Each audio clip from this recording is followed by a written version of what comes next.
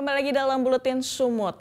Menteri Koordinator Bidang Pembangunan Manusia dan Kebudayaan Menko PMK Muhadjir Effendi mengklarifikasi rencana pemerintah untuk memberi bantuan bagi korban judi online.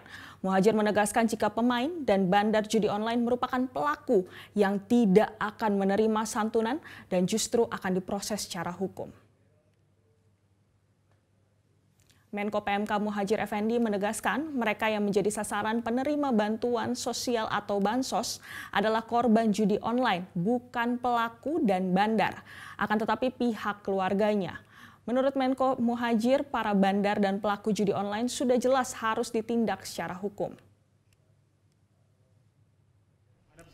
Penerima bansos yang dimaksud adalah anggota keluarga dari para pelaku dan bandar judi online seperti anak dan istri atau suami. Gagasan pemberian bansos terhadap korban judi online ini disebutnya menjadi salah satu materi yang sudah diusulkan pihak Kemenko PMK.